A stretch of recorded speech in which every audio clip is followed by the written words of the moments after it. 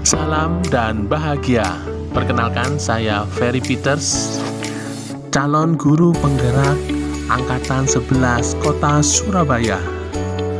Saat ini saya akan mendemonstrasikan pembelajaran modul 3.1 mengenai pemimpin pembelajaran. Saya akan mewawancarai 3 kepala sekolah yang berada di lingkungan sekolah saya. Baik, selamat sore Bu Ruth. Terima kasih sudah boleh menerima saya untuk mewawancarai Ibu. Bu Ruth, saya Ferry Peters dari Desa Advent Surabaya. Saya mewawancarai Ibu sebagai kepala sekolah SMA Advent Surabaya.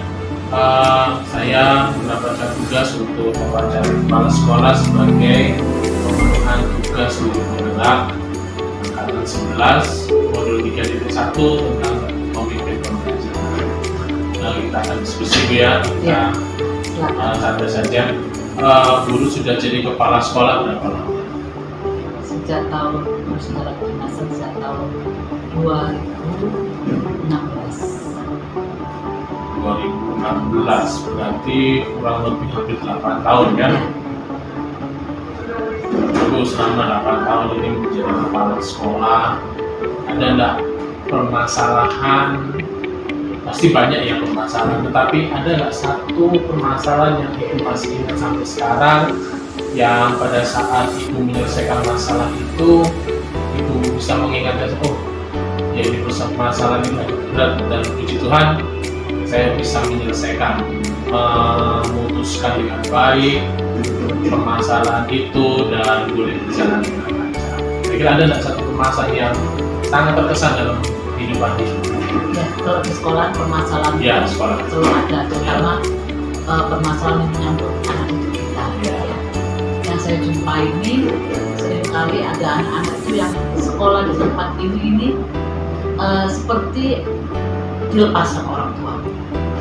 Jadi orang tua menganggap sudah itu tanggung jawab sekolah. Tanggung jawab sekolah untuk mendidik anak-anak. Kemudian sampai di rumah anak ini tidak diperhatikan. Nah, ada saya temui murid ya. Murid ini yang dalam kondisi memang dia sama ibunya. Anak ini lebih suka di sekolah, kalau disuruh pulang nggak mau. Kenapa? Saya lebih betah di sekolah, enak, banyak teman, ada yang perhatikan. Kemudian berikutnya anak ini setelah itu dia tidak lagi masuk sekolah. Kita cari, pindah ke sana, pindah ke sini, sampai akhirnya saya dapat bahwa anak itu ada di kos-kosan di daerah itu dekat gedung pintar sana ya, gitu. Saya cari di kos-kosannya dan pasti ada ya. Anak ini mau sekolah. Ketika saya datang waktu itu dengan wali kelasnya, dia dengan sudah ini waktu kali bisa pandemi ya. Itu mau apa kesini? Saya nggak tertarik lagi mau sekolah. Jadi dia sudah kayak cuek, sudah nggak lagi memakai orang. Waduh, karena COVID ini anak murid saya kok jadi begini ya, nggak mau sekolah. Kemudian saya coba telepon orang tuanya katanya di luar kota. Kemudian saya hanya katakan saya datang ke sini karena peduli sama kamu. Anak ini jawab, kenapa itu peduli sama kamu? Saya karena saya ingin anak kamu berhasil sukses. Saya coba kontak kakaknya, saya beritahu kakaknya, anak ini tak pernah lagi masuk. Kebetulan itu masih sudah mulai masuk ya, tidak lagi Zoom lagi, tak pernah masuk lagi. Alasannya dia tidak ada baju lainnya, dan kakaknya, aduh kok bukan bisa. Jadi rupanya ketika kakaknya datang, anak ini dipukul sama kakaknya. Ketika dia mendengar jawaban wali kelas bahwa dia tidak sopan, dia marah kakaknya. Kemudian dia mengatakan, kamu nggak mau pukul dia. Pendekatan aja dia. Kemudian berikutnya anak ini namanya Kian, ya apa sih sebutkannya ya, dia masuk. Kemudian saya memberikan perhatian. Kemudian saya tanya, dia ceritakan bahwa dia merasa sendirian. Jadi merasa sendirian, saya memberikan, Kian, kamu mau sampai tamat apa enggak? Kami akan melakukan, tapi kamu kamu harus rajin belajar. Jadi saat itu kita belajar. Saya libatkan guru juga, kami guru tolong kalau dia ingin masuk diberikan support lah, jangan dia diam ini karena dia malas apa. Kemudian setelah kita support, akhirnya puji Tuhan ya, anak ini berubah ya. Dan orang tuanya pun masih nggak peduli. Jadi saya tidak katakan ini dulu ini orang tua kamu. Dan akhirnya dia tamat SMA, lalu bisa lanjut juga berkuliah di Unpad. Itu pengalaman saya. Jadi ada juga banyak pengalaman lain ya. Jadi bagaimana terutama di setelah pandemi ini banyak anak-anak ini yang keluarga terkena dampak, orang tua sudah dapat tapi tidak sanggup, nggak usah sekolah, ya kami cari dengan pendeta waktu itu ya, rumahnya tadi di ujung mana saja, kos-kosan itu akhirnya ketemu, dan akhirnya anak ini selamat. Jadi di satu sisi mungkin kalau anak ini nggak masuk nggak ada masalah dengan toh latar belakang anak ini secara finansial nggak bayar nggak apa, tapi ada panggilan lagi kami guru-guru ini bahwa anak-anak ini harus menyelesaikan pendidikan. Saya hanya katakan pada anak-anak ini hanya pendidikan yang bisa mengubah nasibnya. Kalau sekarang bapakmu kerja sebagai guru, ibumu tukang cuci, kamu mau jadi guru enggak, makanya sekolah. Jadi akhirnya anak itu sekolah. Jadi kasus-kasus ini yang sering kita temui ya di sekolah ini. Saya sering katakan anak-anak titipan Gusti Allah. Ini yang harus kita selamatkan, kita bawa supaya anak ini berhasil. Oke, jadi di sini Ibu sebagai kepala sekolah, pemimpin sekolah menghadapi satu dilema ya, bahwa membiarkan anak-anak itu begitu saja atau merangkul mereka kembali ya.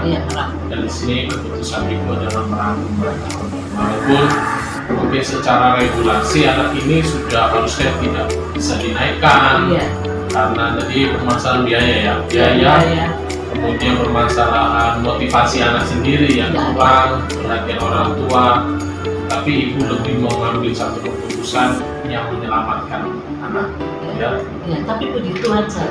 Jadi ketika anak ini sudah mulai rajin, ada donatur yang datang. Teman saya katakan, siapa yang perlu dibantu anak-anak di sini? Saya dari saudari ini, anak ini, saya nggak akan tutupi anak ini kondisinya begini. Oke, saya bantu. Bahkan dia bawa anak ini sampai ke orang tua. Jadi memang donatur ini nggak mau disebutkan. Dia katakan orang dari anggota Afrika.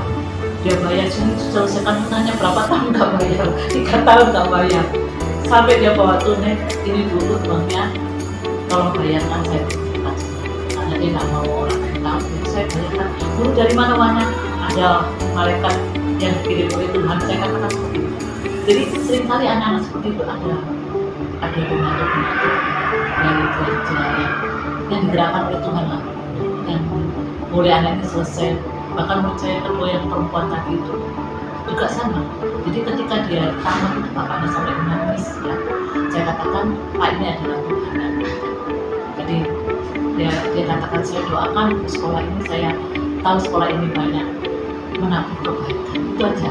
Ya itulah saya rangkul karena bagi saya anak-anak itu saya paling suka kalau anak nggak sekolah, karena bagaimana anak ini bisa memperbaiki hidupnya, masa depannya.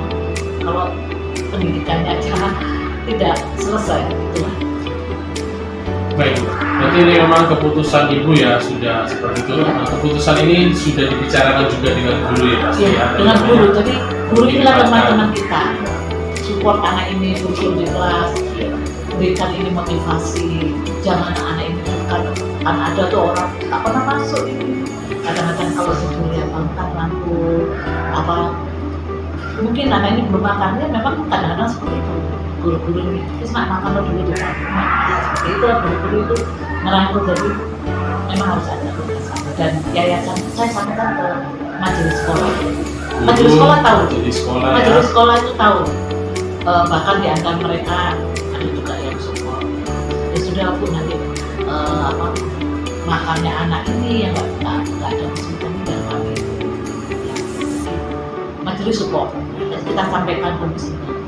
Nah, Jadi untuk hal ini, jadi memang keputusan ibu berfokus kepada siswa ya, Iya, kepada siswa. siswa haknya, dan puji Tuhan juga didukung dengan guru, majelis sekolah yang berperan aktif dan lain-lain.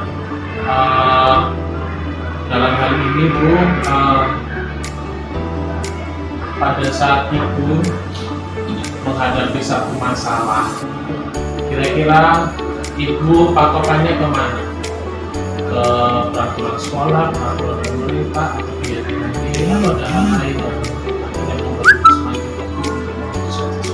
jadi saya selalu berpikir pada kalau diri saya mungkin peraturannya nggak bisa salah ya. Jadi saya selalu lihat pada peraturan sekolah ataupun pemerintah. Jadi peraturan sekolah pastikan tidak berbeda dengan peraturan pemerintah atau pemerintah. Semua merujuk ke pemerintah. Jadi peraturan pokoknya dalam segala masalah perpaduan kita itu peraturan. Selama kita berada di dalam peraturan, maka kita tidak akan ada apapun itu pengalaman saya itu kita akan menang. Peraturan itu menjadi peraturan. Ini saya kembali sedikit ke masalah tadi. Ya. Bagaimana ibu menanggapi kalau ada orang tua yang protes? Sebenarnya melihat anak ini tadi ya, anak itu sudah lama absen mungkin ya, males, terus absennya sudah lama, tapi akhirnya bisa bersekolah lagi. Kemudian ada orang tua lain yang lihat. Kemudian orang tua ini dalam tanda kutip dia protes. Loh, kok bisa? Kenapa saya enggak? Seperti itu. Nah, bagaimana tanggapan dan sikap ibu? Jadi memang ada juga. Tapi puji Tuhan sih orang tua ini karena situasi pandemi ya. Saya sampaikan kalau ibu dalam posisi ini, anak ini orang tuanya nggak ada bersama, tinggal sendiri sama kakaknya kerja, nggak ada yang ngurusin. Bagaimana apa itu? Kalau itu anakmu itu bagaimana? Jadi orang tua itu artinya iya Bu ya. Ternyata rasa kemanusiaan itu harus, apalagi di masa pandemi COVID ini banyak orang terkena dampak ya. Jadi walaupun COVID saya katakan anak ini tidak boleh menyerah, harus sekolah. Dan orang tua mengerti, memang ada. Sampaikan ini kondisinya, mau udah sampai aneh ya kasihan. Saya ceritakan terbuka tidak ada dalam hal ini tidak kami tidak ada apa-apa, yang penting melihat anak hasil sukses itu ada menjadi tujuan kami. Baik, itu ya, Ya. berarti orang tua berdasarkan kemanusiaan ya. Ya. Terima kasih terus ya. Ya. Kiranya Tuhan memberkati guru Amin. senantiasa dan memberkati buat semua. Semoga ditularkan juga ke yang lain ya. Ya. Oke.